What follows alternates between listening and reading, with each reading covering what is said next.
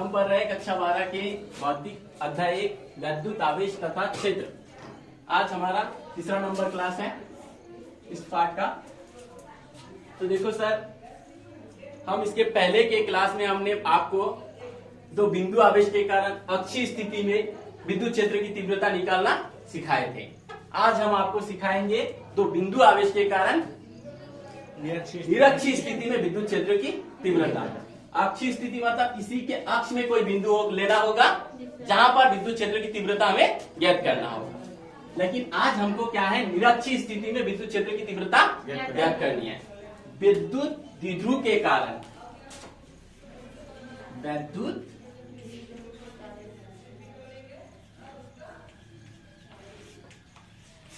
ध्रुव के कारण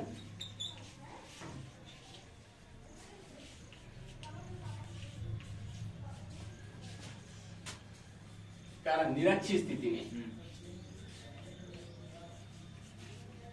निरक्षीय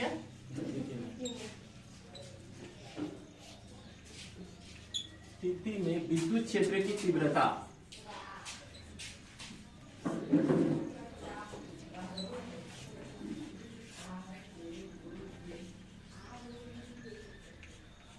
विद्युत क्षेत्र की तीव्रता ज्ञात करना हम सीखेंगे।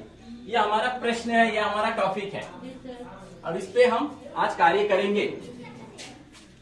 तो वैद्युत द्विध्रुव के कारण वैद्युत द्विध्रुव मतलब दो बिंदु आवेश समान मात्रा के जो दो बिंदु आवेश होंगे उसको पास पास रखा जाएगा।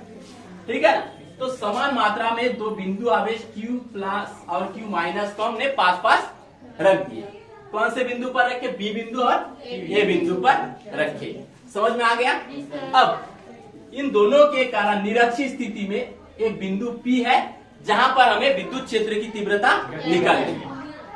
अब बिंदु ए पर प्लस Q आवेश है, ये क्या करेगा? इस P बिंदु को धक्का मारेगा सजातीय आवेश होने के कारण। और ये अगर सजातीय आवेश है तो ये क्या करेगा? इसका क्या हो जाएगा? विजातीय आवेश हो जाएगा इसके लिए। तो उसको क्या करेगा? आकर्षण करेगा। उस कंडीशन में इधर एक बल लगेगा और इधर एक बल लगेगा और दोनों के खिंचाव और धकेलने के कारण इसके क्षैतिज में एक बल उत्पन्न होगी, जो ना बल इधर होंगे ना इधर जाएगी। एक बल उत्पन्न होगा जो क्षैतिज दिशा में होंगे। ठीक है, जो इन दोनों को समान भागों में बांट देते हैं, थीटा और थीटा में बांट देते हैं। ठीक है। अब समान मात्रा में Q प्लस के कारण इधर बल उत्पन्न हो रहा है, तो इसके लिए E plus Q cos theta और इस माइनस के कारण तो E minus Q cos theta. ठीक है, ये दोनों कैसे आया, किस प्रकार से आया, कोई दिक्कत नहीं है। बहुत अच्छी बात। अब बिंदु A पर स्थित प्लस Q के कारण P पर वैद्युत क्षेत्र की तीव्रता के लिए सूत्र, वैद्युत क्षेत्र की तीव्रता का सूत्र मैं बताया था आप लोगों को। तो यहाँ पे एक लाइन लिखना होगा, बिंदु P पर, बिंदु A पर, सॉरी,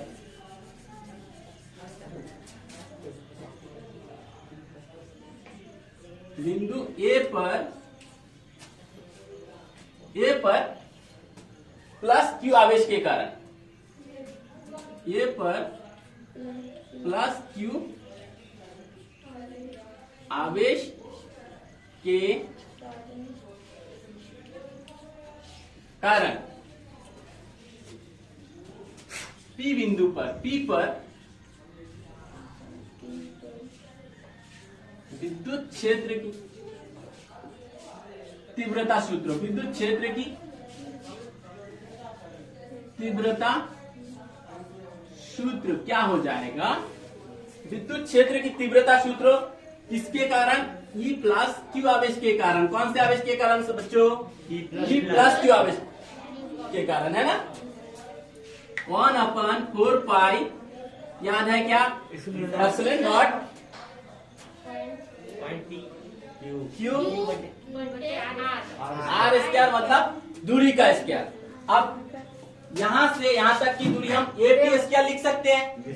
देखो देखो यहाँ पे थोड़ा सा देख लो, यहाँ पे ए है और यहाँ पे पी है। इन दूरी को हम क्या करेंगे, ए पी स्क्वायर बना लेंगे, है ना।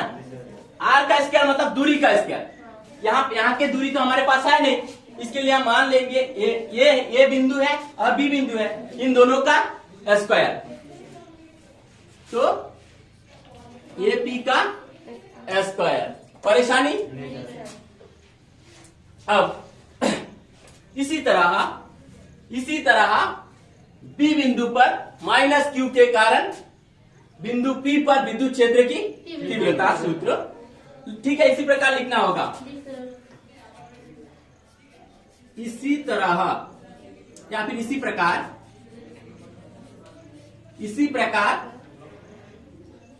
बी पर, कहां पर, बी पर स्थित, कौन स्थित है, बी पर माइनस क्यू आवेश स्थित है ना। देखो माइनस क्यू आवेश स्थित है, माइनस क्यू के कारण, माइनस क्यू आवेश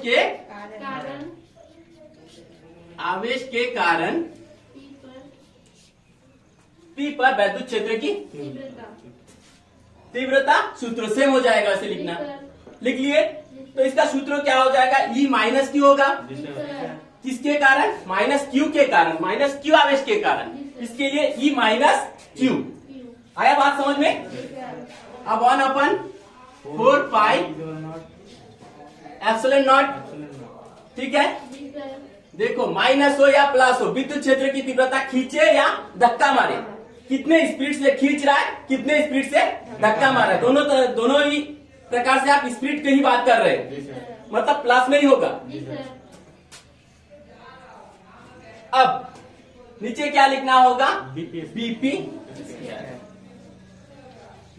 का। परेशानी हुआ?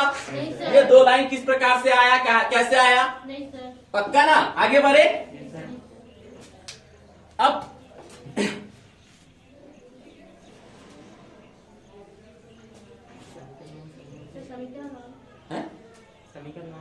नहीं, अभी समीकरण नहीं देंगे इसको, हम सरल बनाने के लिए हम अलग तरीका अपनाएंगे।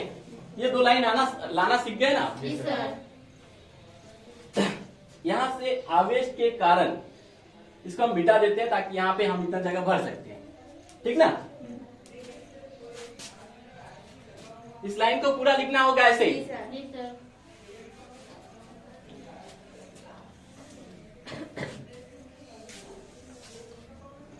ठीक है।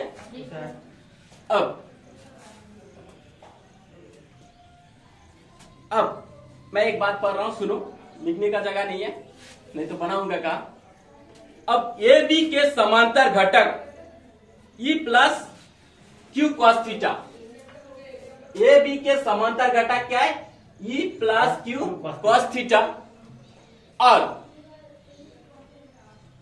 बीपी के जो समांतर जो घटक है माइनस क्यू कॉस थीटा, ये दोनों एक ही दिशा में कार्य कर रहे हैं, इसीलिए इन दोनों का क्या हो जाएगा, प्लस हो जाएगा, जुड़ जाएगा ये दोनों बल। समझ रहे हो कि नहीं बात। ये दोनों बल किस दिशा में काम कर रहे हैं, क्षैतिज दिशा में काम कर रहे हैं। तो दोनों बल जब क्षैतिज दिशा में काम कर रहा है, तुम 1 न्यूटन बल का धक्का लगाए और एक व्यक्ति उसमें और 1 न्यूटन बल का धक्का लगाए, तो दोनों मिलके 2 न्यूटन बल हो जाएगा। तो ये दोनों मिलके क्या हो जाएगा, जुड़ जाएगा, क्योंकि ये दोनों एक ही दिशा में कार्य कर रहे हैं। आ रहे बात समझ। तो E बराबर हम लिख सकते हैं E plus Q cos theta, यहां से ले रहा हूं plus E minus q cos theta. हम किसके लिए काम कर रहे हैं, तीव्रता निकालने के लिए काम कर रहे हैं, है ना। और तीव्रता निकालने के लिए काम कर रहे हैं, तो ये जो आवेश के सामने प्लस माइनस का उतना वैल्यू नहीं है ना। तो ये दोनों को हम बराबर मान सकते हैं, इन दोनों को हम क्या मान सकते हैं, बराबर मान सकते हैं। यानी हम इसको इस प्रकार से लिख सकते हैं, E प्लस क्यू बराबर E माइनस क्यू। आया बात समझ में, आया बात समझ में। तो उस कंडीशन में अगर देखा जाए तो इसको भी हम क्या मान लेंगे, ई प्लस क्यू, और ई प्लस क्यू कितना हो जाएगा 2, होगा कि नहीं। कॉस थीटा हम ले लेंगे कॉमन। आया बात समझ में, ई बराबर 2 ई प्लस क्यू। आया परेशानी है यहाँ पे, ई प्लस क्यू और क्या हो जाएगा कॉस थीटा। इसको हम मानेंगे समीकरण नंबर, ठीक। ये समीकरण 1 तक लाने के लिए आप क्या क्या किए याद है, बिंदु ए पर स्थित प्लस क्यू आवेश के कारण बी बिंदु पर विद्युत क्षेत्र की तीव्रता के लिए सूत्र स्थापित किए, बिंदु बी पर माइनस क्यू आवेश के कारण बिंदु पी पर विद्युत क्षेत्र की तीव्रता के लिए सूत्र स्थापित किए। अब ये दोनों बल एक ही दिशा में कार्य कर रहा है ना, एक ही दिशा में कार्य कर रहा है, तो ये दोनों बल क्या हो जाएगा, जुड़ जाएगा। और जब जुड़ जाएगा तो इसको हम इस प्रकार से लिख सकते हैं, ई बराबर E plus Q cos theta, E minus q cos theta लिख सकते हैं। अब दोनों ही तीव्रता के लिए हम निकाल रहे हैं, काम कर रहे हैं, और तीव्रता के लिए काम कर रहा है, तो ई प्लस क्यू बराबर ई माइनस क्यू या फिर ई माइनस क्यू बराबर ई प्लस क्यू लिख सकते हैं। और जब लिख सकते हैं तो ये दोनों क्या हो जाएगा, जुड़ जाएगा। एक लाइन काट दिया मैं, समझ रहे हो ना, जगह कम होने के कारण, लेकिन आप तो समझ रहे हो, समझ गए ना। इसके जगह पर भी ई प्लस क्यू लिखा जा सकता है, तो लिख दो, फिर ये दोनों क्या हो जाएगा, जुड़ जाएगा। ये दोनों क्या हो जाएगा, जुड़ जाएगा, तो 2 ई पी कॉस थीटा हो जाएगा, 2 ई पी कॉस थीटा हो जाएगा, है ना। एक तो ई पी कॉस थीटा, यहाँ पे भी ई प्लस क्यू कॉस थीटा हो जाएगा, तो कितने हो जाएगा, 2 हो जाएगा। तो इस प्रकार से हम लिख सकते हैं कि नहीं लिख सकते हैं, हाँ। अब और एक लाइन मैं यहाँ पे बनाऊंगा, फिर आगे बढ़ूंगा, इसको मिटाऊंगा, ध्यान दोगे आप लोग, ठीक है। अब देखो बच्चों, यहाँ पे आपको ई प्लस क्यू दिख रहा है, आपके पास ई प्लस क्यू का मान है, कहाँ है, यहाँ पे है। तो ई प्लस क्यू को हटाना होगा और उसके जगह पर ई प्लस क्यू का मान स्थापित करना होगा, तो स्थापित कर दे, ठीक। ई प्लस क्यू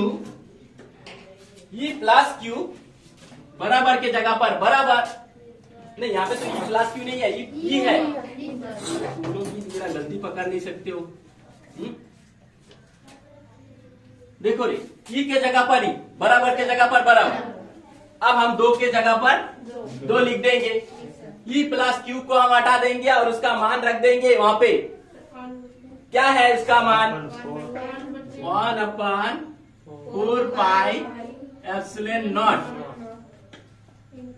इंटू क्यू बटा एपी का स्क्वायर। उसके बाद क्या है, कॉस थीटा, है कॉस थीटा के जगह पर कॉस थीटा लिखिए, ठीक है। ये तुम्हारा हो जाएगा समीकरण नंबर 2। 1 और 2 आ गया तुम्हारे पास, ये तुम्हारे पास ए है, ये तुम्हारे पास बी है। यहाँ पे ये लाइन कहां से आया, समीकरण 2, ईपी का मान रखने पर, यहाँ पे लिखना था, कहां पे लिखना था, यहाँ पे ईपी का ई प्लस क्यू का मान रखने पर, ई प्लस क्यू का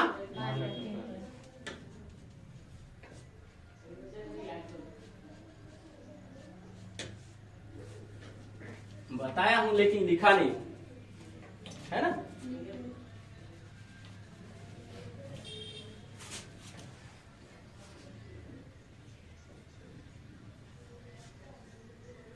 ठीक,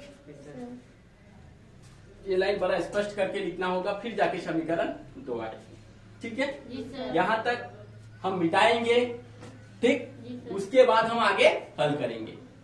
यहाँ तक किसी को कोई समस्या नहीं सर, पक्का ना, कापी में उठा लिए, मैं अभी इसको मिटा रहा हूं।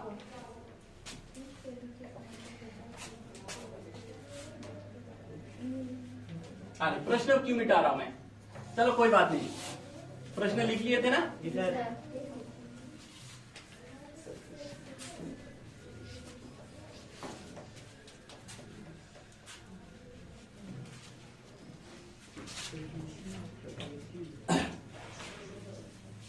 अभी थोड़ा चित्र में काम करेंगे।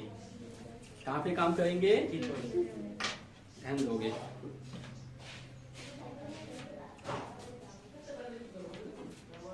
यहाँ पे आपको एक त्रिभुज दिख रहा है, ओ ए पी, ठीक है?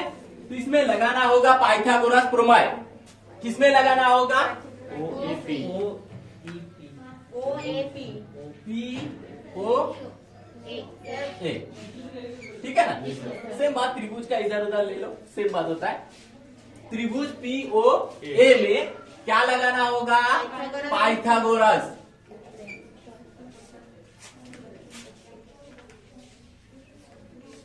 प्रमेय, पाइथागोरस प्रमेय। पाइथागोरस प्रमेय क्या कहता है? कर्ण स्क्वायर बराबर लंब स्क्वायर प्लस आधार स्क्वायर। तो कर्ण क्या हो जाएगा यहाँ पर? एपी का स्क्वायर हो जाएगा कि नहीं? तो उस हिसाब से हम इसको बनाएंगे। तो एपी का स्क्वायर बराबर लंब स्क्वायर प्लस आधार square, OP square plus O square, O square होगा कि नहीं? अब देखो ओपी का मान क्या है? ओपी का मान क्या है? आर का स्क्वायर हो जाएगा। ओ ए का मान क्या है? ए का एल का स्क्वायर हो जाएगा। तो ए पी स्क्वायर बराबर ओ पी स्क्वायर की जगह पर क्या लिखूं?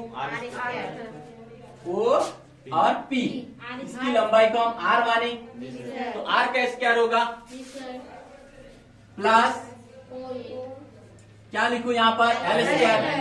ओ से लेकर ये तक की दूरी को एल माने थे, इसके लिए एल का स्क्वायर हो जाएगा। परेशानी? अब ये स्क्वायर अगर यदि हम हटा देते हैं तो एपी बनेगा।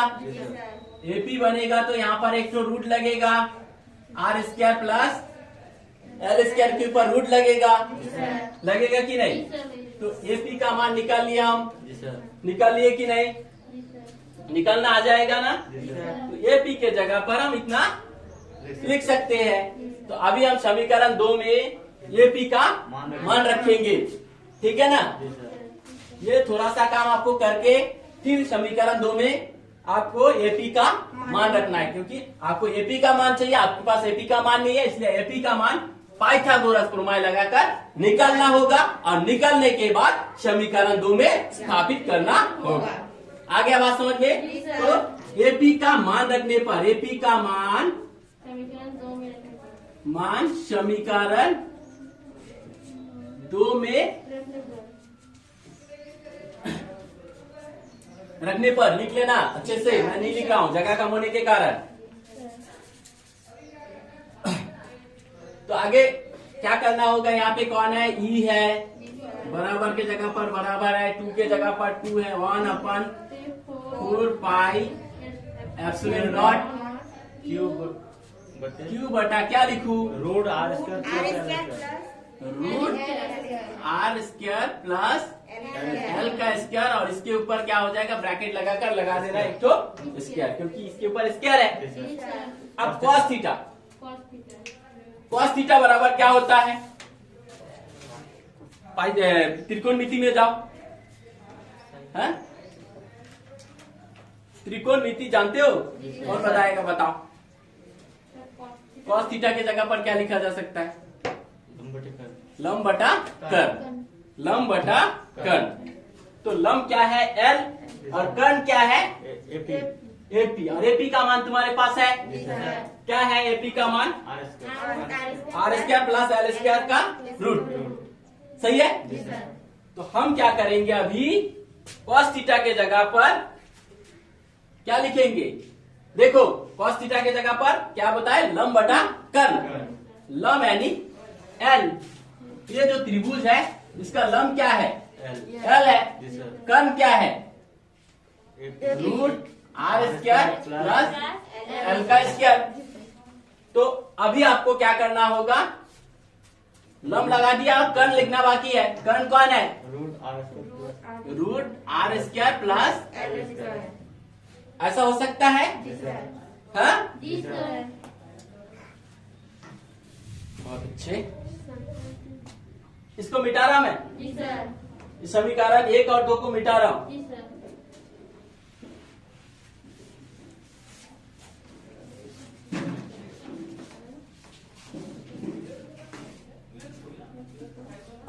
अभी देखो, हम इसको आगे हल करेंगे।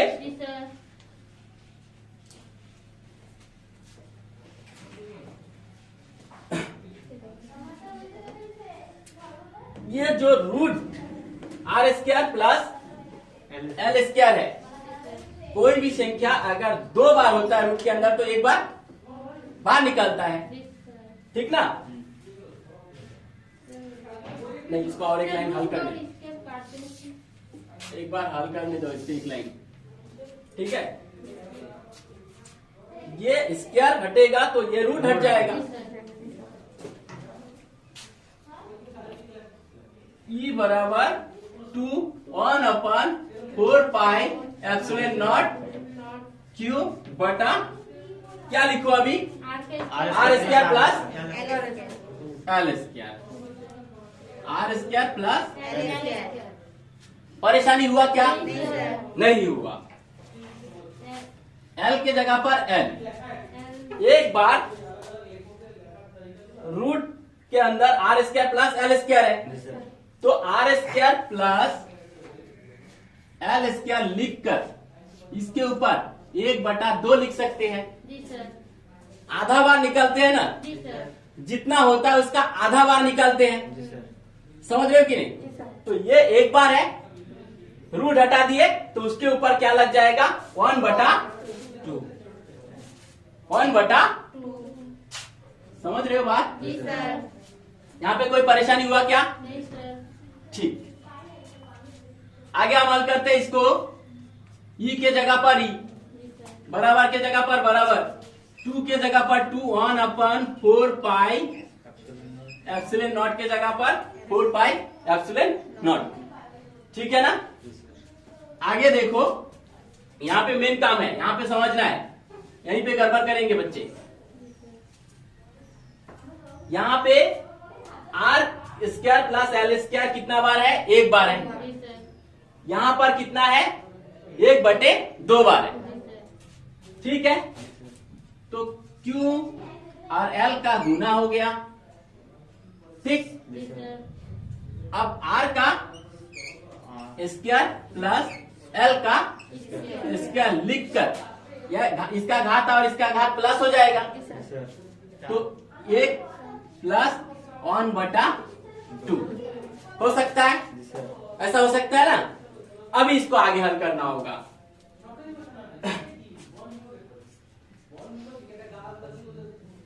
2 के साथ इसका गुना हो सकता है, कितना हो जाएगा, तो 1/4 पाई एप्सिलॉन नॉट, ठीक।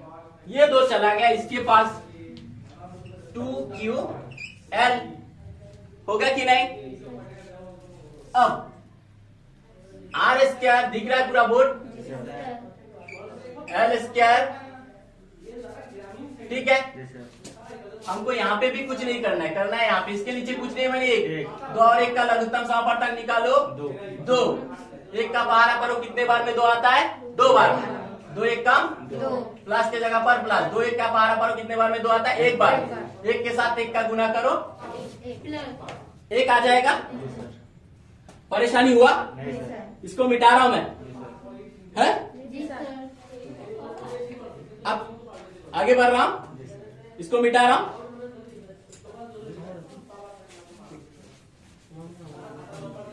समझते जाना है, समझते जाना है, ऐसा नहीं है कि जी सर बोलते जाना है।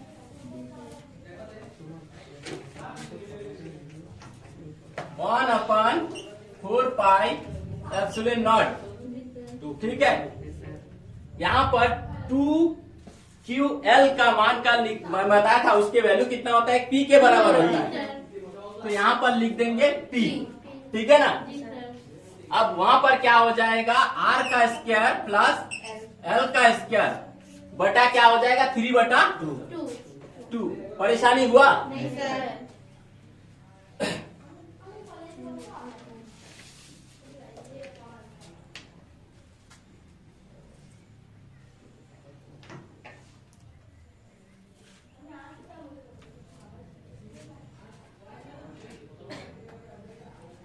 अब R जो होता है वो बड़ी होती है L की तुलना में। L की तुलना में क्या होता है, R बड़ी होती है। ठीक है, इसीलिए L को क्या माना जाएगा, नगण्य माना जाएगा। L को जब नगण्य माना जाएगा तो L क्या हो जाएगा, कैंसिल हो जाएगा। तो आगे हल कर रहे हैं हम लोग, E बराबर 1/4πε0। P के जगह पर P, यहाँ पे लिखना होगा R L। तो L क्या हो जाएगा, बहुत छोटा है, L क्या हो जाएगा, हट जाएगा। अब P के जगह पर P, R का स्क्वायर, और यहाँ पे कौन बचा है, 3/2। ठीक ना, परेशानी है क्या? नहीं सर। अब E के जगह पर E, 1/4πε0 के जगह पर ε0, P के जगह पर P, 2 कैंसिल हुआ, R का घात कितना बचा, 3। यही क्या है, निरक्षीय स्थिति में दो बिंदु आवेश के कारण चुंबकीय क्षेत्र की तीव्रता का सूत्र। आया बात समझ में? जी सर।